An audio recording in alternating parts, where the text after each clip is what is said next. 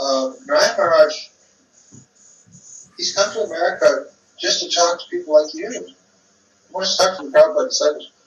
Why don't you come over to our ashram later? We'll have a little chat. You and Maharaj. I said, well, where is this place? Well, it's in Fullerton. I said, well, it's like an hour away. Why don't we talk here? Oh, no, we got to talk over there. Oh, okay. So I said, fine. So I hop in my car. I got all the way to Fullerton. It was like an hour, And we're supposed to meet at like 8:30 in the morning. I mean, as soon as they get off the beach, we're going to have a big meeting. So I get there at 8:30. And Maharaj has agreed. Okay, he said he wants me to come. So I get there. I'm on time, and then Narayana Maharaj says, "Well, we have to cancel the meeting until 11 o'clock. Sorry, I'm too tired. Okay, 11 o'clock. So 11 o'clock.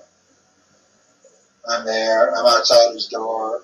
Well, he's got some indigestion now, and he needs to cancel the meeting until 2 o'clock in the afternoon. In other words, he's hoping I'm just going to leave, okay? 2 o'clock, I'm still there. Because if I leave, then he's going to say he defeated me. Right? So then he says, okay, the meeting's going to be at 5:30 in the afternoon. Okay, 5:30. I'm still there. I'm just like that little terrier dog with a newspaper. I'm not going to go there.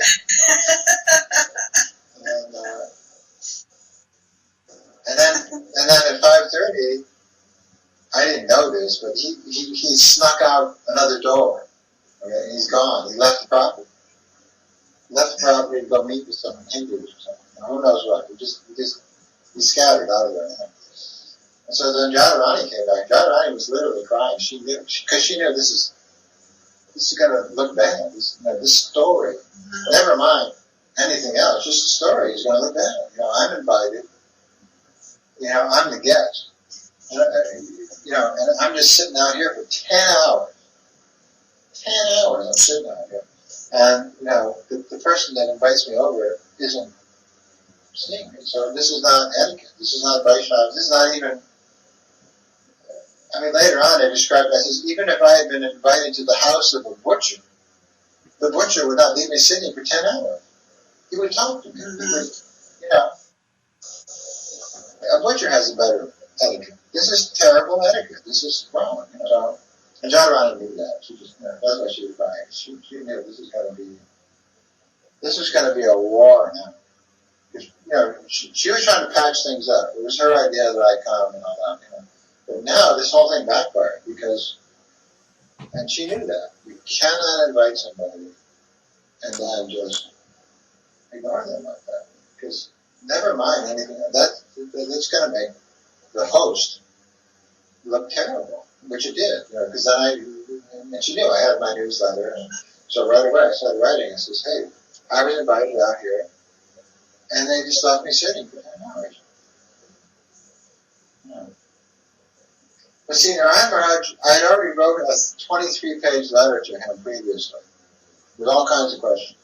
And he said, and he wrote me back a letter saying, we'll meet in person. So not only he invited me that morning, he had already previously wrote in writing and said, we're going to meet in person.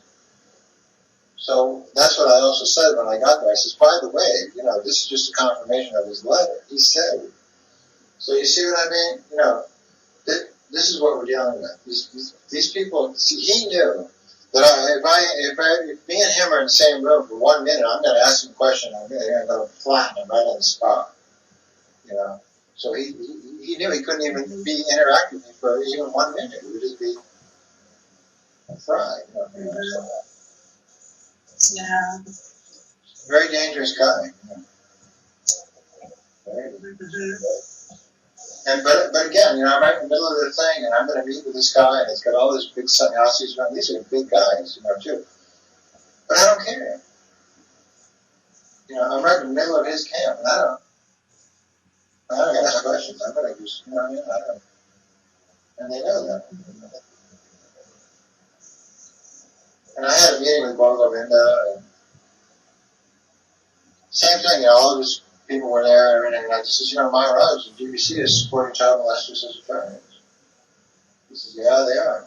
And I says, and by the way, in 1986, when they reinstated Bhavananda, they voted in a bunch of people. He was one of them. I didn't say that, but I just said, by the way, when they reinstated Bhavananda, they voted in. Yeah, that's right. So I said, we should oppose this. He said, well, I can't do that. I have to work with them. He says, I have to cooperate, tolerate, and work with them. Okay, fine. So, this is all Krishna. This is all, because Krishna's giving these people an opportunity to change, come out with the right story, to Narayana Maharaja, to go Govinda. You know what I mean? This is your opportunity to come clean. No, but they don't want to. So when they meet the Yamanugas, and they will. They can't say, why didn't you know? Now you knew, because Mr. Prabhupada told you. Mm-hmm. Yes. And you agreed with him that this was going on. And Mr. Narayan, Prabhupada came out to meet you, and you refused to meet him because you knew that he was right. That's why you didn't meet him. You can't say you didn't know. That is not going to fly. Right. Right. So I feel like it's all Krishna's arrangement, all this stuff. Krishna arranges all these things. So that the real story just comes out eventually. It's just like the Pandavas, So many people tried to later say, well, we weren't really with the Kauravas. No, you were. You were. You knew the Pandavas were being mistreated, and you didn't speak out. Mm-hmm. There's that story of Draupadi being, assaulted by Dushashan, and so Draupadi says, wait a minute, it's not just this Dushashan, all of you are assaulting me, because all of you are silent. Exactly. And Prabhupada says in the purport, at that time, Krishna decided to kill all of them. That's when Krishna decided. Mm-hmm. Because they're all implicated. So this made Krishna angry, and Krishna decided, I'm going to get these guys.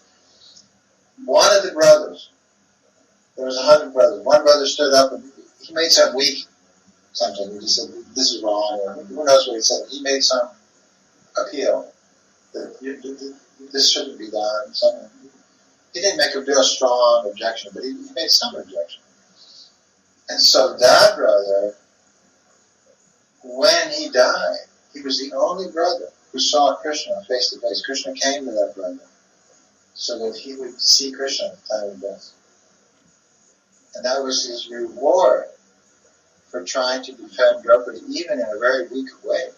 He didn't get his sword out and say, wait a minute, I'm going to chop Dushasana up. He just said, I don't like this.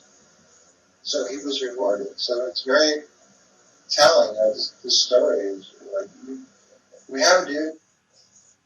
This is why all these devotees of Prabhupada, it's like Jesus. Jesus said, some of you will betray me, and some of you will deny me.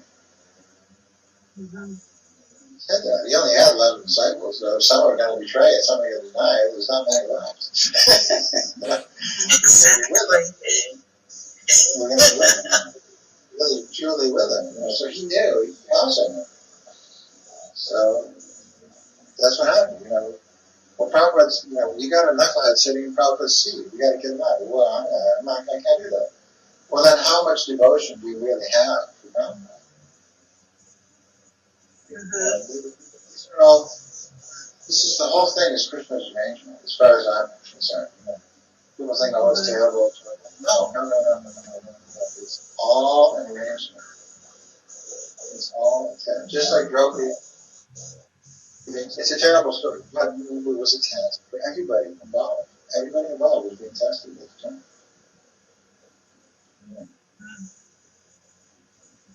So, there's many layers, to this story. And that's what I told the newspaper guys too. I said, well, I mean, you tell them, no one helped me. That's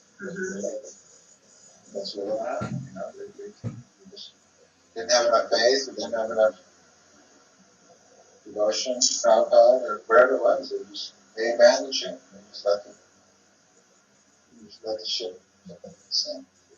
They let Draupadi be insulted without protesting.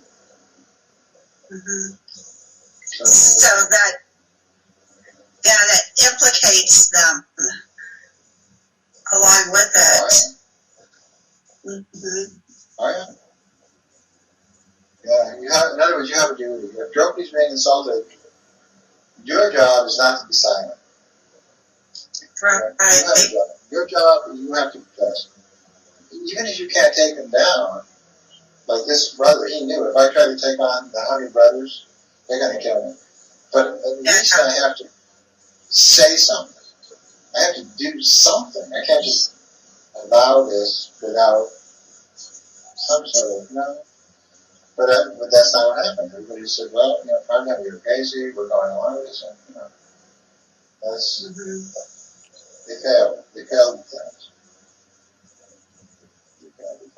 But that doesn't mean I'm a great person either. I'm just like this one brother who, I didn't really knock him out the way I probably should have. But at least I did something. At least I made some protest. Really, technically, it was just a faded time. We wouldn't be just talking about how bad these guys are. They'd be like heads, rolling on the sidewalk. Really? You know what I mean? That's what really should have happened. But, I was too weak to do that, so I did what that one brother did. I just said, wait a minute, I don't like this. Doing something. But, it's sad, but so many people. And then now, the reaction to that is that many of these devotees are dying now. So many devotees around here in Berkeley, they're dead. They have cancer. Mulla Fakriti had Budi Mata had brain tumor. It's unbelievable, some devotee, one devotee here died of alcohol poisoning. Oh my God. It's just terrible, But it's all connected. Wow. It's all connected because they have all this inner emotion about the whole situation, and a lot of anger, a lot of resentment, a lot of whatever it is, and a lot of just probably remorse and everything all combined together. And it's a very negative emotion, which builds up in your system and makes you sick. It makes you sick. Actually, it kill you. Yeah. But I remember Sri Bhuvaneshwar. This was a long time ago. This was in 85. She just, I went over to her house one day to meet with her and her husband about something. I can't remember, but she was just there by herself. And she said, Prabhupada, do you know that I used to be the #1 seamstress for the Berkeley deities? And I was the #1 pujari. And I said, no, I didn't know that. Yeah. I was the #1 person taking care of the deities over there. And then they kicked me out. And after that, I lost my will to live. Wow. Lost my will to live. I said, what? Yeah, I lost my will to live. I said, that is serious, man. She said, yeah. And then about 6 months later, she had a bad crash with her car. She crashed her car right into her own garage. She was just stoned on drugs or something. And this was a year after she told me. She had lost her will to live. 1 year later, she was diagnosed with terminal cancer. And she had big tumors and everything. So I went to the hospital, and she was just out of it, you know, because they had shot her up with all kinds of painkillers. She was in a lot of pain, and I just did like a care time, you know, for an hour. I was playing cards. My wife went with me. One other person was there. I can't remember. But anyway, we just had this care time, and we didn't even know if she was hearing this care time or what. But finally, the nurses came in and said, "Well, you got to leave now." So we had to leave. So I came up with her hand on her head, and I said, "Good move." And she opened her eyes, and she said, "Raja," and she gave me a big smile. Like, you know, she knew that I knew that she was checking out Yeah. of the situation. Wow. And she was so glad to see me because it's something she had told me, she had confided in me. She lost you both. She probably didn't tell that to anybody else. You know what I mean? So for me to see her just at that time, it was just like, we connected. It was just, I mean, it was just an unbelievable experience. Wow.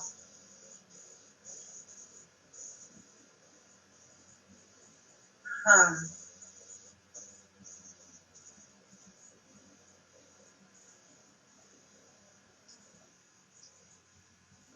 Yeah.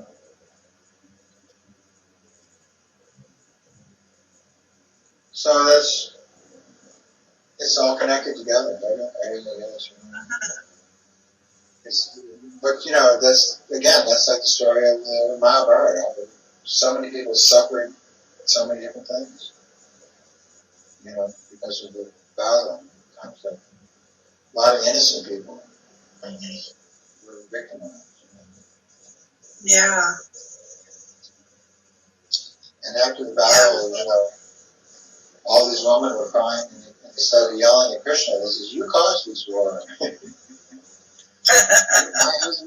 my husband is dead because of you. You know, you incited these people. You know, so even Krishna got blamed, you know, for causing all this trouble.